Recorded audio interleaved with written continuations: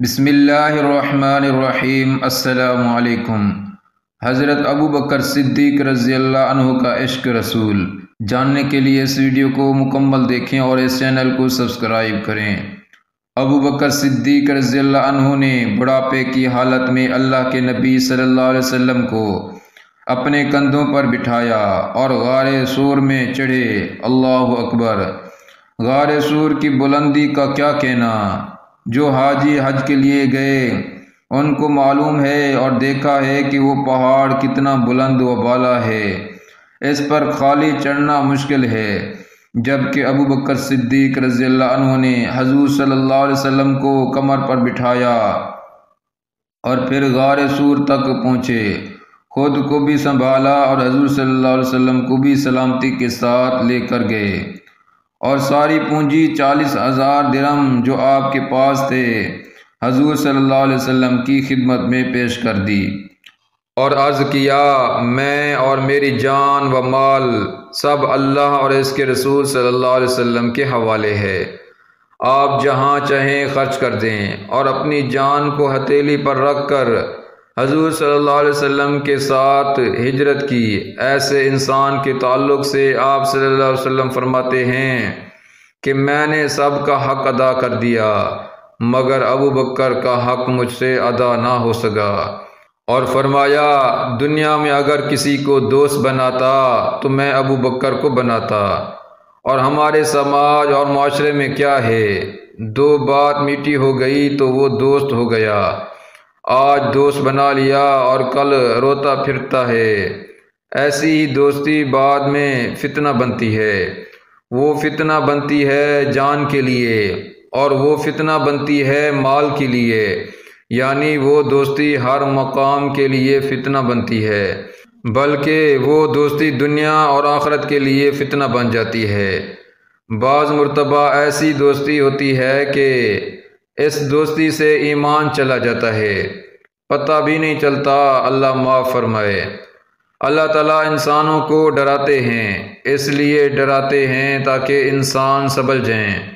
قرآن مقدس میں اللہ نے کئی جگہ ارشاد فرمایا لعلکم تتقون، تم تقوی اختیار کرو اور اللہ کی عظمت کو جانو، اور سمجھو اللہ نے جو تم کو احکامات دیے ہیں اس پر چلو اور اپنی پوری زندگی اللہ کے بتائے ہوئے راستے پر ڈھال لو۔ فَأَلْهَمَهَا فُجُورَهَا وَتَقْوَاهَا، اللہ تعالیٰ نے تم کو اختیار دے دیا ہے، چاہے تم اچھے راستے پر چلو یا برے راستے پر، اللہ تعالیٰ نے دونوں راستے بھلائی اور برائی کے کھول دیے ہیں۔ پھر قیامت کے روز کوئی بہانہ نہیں چلے گا۔ تو قرآن مقدس میں اللہ نے فرمایا یا ایھا الناس اتقوا ربکم، اے لوگو تم اپنے رب سے ڈرو، واخشوا یوما لا یجزی والد عن ولدہ، اور اس دن سے ڈرو جس دن کوئی باپ اپنے بیٹے کا نہیں ہوگا اور نہ کوئی کام آئے گا، ولا مولود هو جاز عن والدہ شیئا، اور بیٹا اپنے باپ کو کچھ نہیں دے سکتا۔ دنیا میں آپ چاہیں جتنی خدمت کر لیں، لیکن قیامت کے دن کوئی اپنے ماں باپ کے کام نہیں آئے گا، آپ کی نیکی آپ کے کام آئے گی اور آپ کے والدین کی نیکی ان کے کام آئے گی۔ اللہ تبارک و تعالیٰ ارشاد فرماتے ہیں کہ قیامت کے دن ہم اپنا دربار سجائیں گے اور ساری مخلوق ہمارے سامنے ہوگی، اس کے بعد اعلان ہوگا آج یہاں کسی کی بڑائی نہیں چلے گی، آج صرف ہمارا حکم چلے گا۔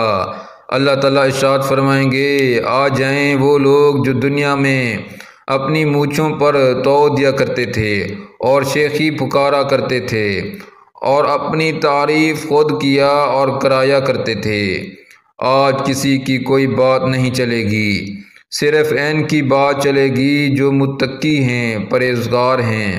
آخرت ان لوگوں کے لیے ہے جو اللہ سے ڈرنے والے ہیں، ورنہ عذاب ہی عذاب ہے۔ حضرت ابو بکر رضی اللہ عنہ کا عشق رسول صلی اللہ علیہ وسلم۔ حضور صلی اللہ علیہ وسلم کے سب سے زیادہ گہرے یار غار حضرت ابو بکر ہیں، سب سے زیادہ محبت کرنے والے۔ کیسی محبت! ہجرت کی رات میں پہاڑ پر چڑھنا ہے، غار ثور میں جانا ہے۔ حضرت ابو بکر نے کہا، یا رسول اللہ صلی اللہ علیہ وسلم، میرے ماں باپ آپ پر قربان، حالانکہ آپ حضور صلی اللہ علیہ وسلم 12 سال چھوٹے، بعض روایت میں آتا ہے کہ 17 سال چھوٹے۔ قابل غور ہے کہ ابو بکر صدیق آپ صلی اللہ علیہ وسلم کے سامنے زیادہ بوڑھے ہیں، لیکن حضرت ابو بکر رضی اللہ عنہ کہتے ہیں، یا رسول اللہ صلی اللہ علیہ وسلم، آپ چڑھیں گے تو پاؤں مبارک سن ہو جائیں گے، آپ میرے کندھے پر سوار ہو جائیں۔ آپ سوچئے ایسی چڑھائی پر کہ خطرناک راستہ ہے، ابو بکر اللہ کے پیارے حبیب صلی اللہ علیہ وسلم کو اپنے کندھے پر اٹھا کر اوپر چڑھے۔ کیسی قربانی، کیسا صبر، اور اس مصیبت کو نعمت محسوس کر رہے ہیں۔ وطن چھوڑ رہا ہے، گھر والے چھوٹ رہے ہیں، کاروبار چھوٹ رہا ہے، عزت ہاتھ سے جا رہی ہے، لوگ جان کے دشمن ہیں، پھر بھی حضرت ابو بکر صدیق کہہ رہے ہیں، میرے ماں باپ آپ پر قربان ہوں، آپ میرے کندھوں پر بیٹھیں، میں آپ کو اوپر لے کر چلتا ہوں۔ آج اگر کوئی مصیبت آ جائے، اگر کسی امام صاحب کی طرف سے کوئی تکلیف پہنچ جائے، کوئی بزرگ ہیں اگر ان کی طرف سے کوئی تکلیف پہنچے تو کوئی ساتھ دینے کے لیے تیار نہیں ہے، اور قربان جائیں حضرت ابو بکر پر، آپ صلی اللہ علیہ وسلم کو لے کر چلے، آپ کو غار ثور میں صاف کرنے کے بعد لٹاتے ہیں۔ اور کیسے لٹاتے ہیں؟ فرماتے ہیں، یا رسول اللہ صلی اللہ علیہ وسلم، آپ سو جائیں، آپ تھکے ہوئے ہیں، حالانکہ تھکے ہوئے تو ابو بکر بھی ہیں۔ حضور صلی اللہ علیہ وسلم لیٹ جاتے ہیں، حضرت ابو بکر رضی اللہ عنہ زانوں پر آپ صلی اللہ علیہ وسلم کا سر مبارک ہے، سارے سوراخ بند کر دیے، کپڑے پھاڑ پھاڑ کر کہیں سے کوئی موذی جانور نہ آ جائے۔ روایت میں آتا ہے کہ ایک سوراخ رہ گیا جس پر حضرت ابو بکر رضی اللہ عنہ نے اپنا پاؤں مبارک رکھ دیا۔ ادھر سانپ ہر روز آتا اور دیکھتا کہ سرکار کائنات تشریف لائے یا نہیں، مگر آ کر واپس چلا جاتا۔ اتفاقاً سے ایک دن آیا تو دیکھا کہ سارے سوراخ بند ہیں، اس کو غصہ آیا اور حضرت ابو بکر صدیق رضی اللہ عنہ کے پاؤں کو ڈس لیا۔ سانپ کا کاٹنا کوئی معمولی نہیں۔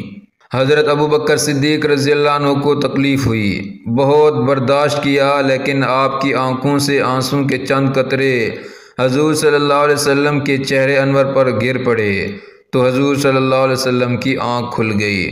دریافت کیا کہ کیا ہوا؟ فرمایا کہ یا رسول اللہ صلی اللہ علیہ وسلم، کسی چیز نے کاٹ لیا ہے۔ حضور صلی اللہ علیہ وسلم نے اپنا لعاب دھن لگایا، اچھے ہو گئے۔ آج جس کو مصیبت سمجھتے ہیں اس کو وہ نعمت سمجھ رہے تھے۔ مسلمان کا ہر کام اللہ کو خوش کرنے کے لیے ہونا چاہیے۔ حضرت ابو بکر صدیق رضی اللہ عنہ کو نصیحت۔ حضرت ابو بکر رضی اللہ عنہ کی بیٹی پر بہتان لگایا۔ قرآن کریم میں اللہ تعالیٰ نے بیان فرمایا ہے، حضور صلی اللہ علیہ وسلم کی سب سے چہتی بیوی حضرت عائشہ صدیقہ قافلے سے پیچھے رہ گئی۔ منافقین نے بہتان تراشی کی کہ نعوذ باللہ آپ زناکار ہیں۔ یہ سن کر آپ صلی اللہ علیہ وسلم کو صدمہ ہوا۔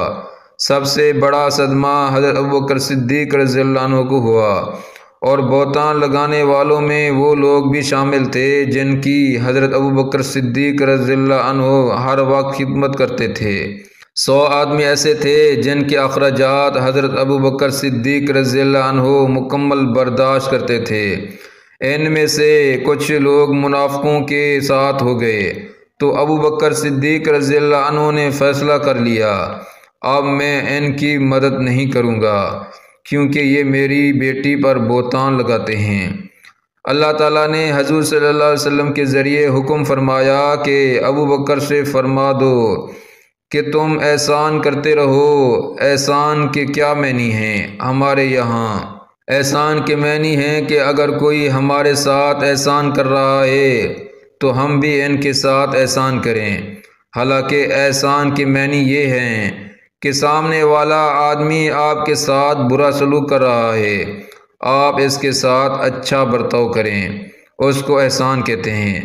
ایک آدمی آپ کے ساتھ برائی سے پیش آ رہا ہے، آپ اس کے ساتھ اچھائی سے پیش آئیں، اس کو کہتے ہیں احسان، اور یہی خوبی اللہ کی نعمتوں میں سے ہے۔ میں عرض کر رہا تھا کہ ہر چیز اللہ کی نعمتوں سے ہے۔ جب آدمی برے کاموں میں مشغول ہو جاتا ہے تو بیماریوں اور پریشانیوں کے ذریعے اس کے گناہ معاف ہوتے ہیں، اور اس بیماری کے ذریعے صحت کی قدر کر سکتا ہے۔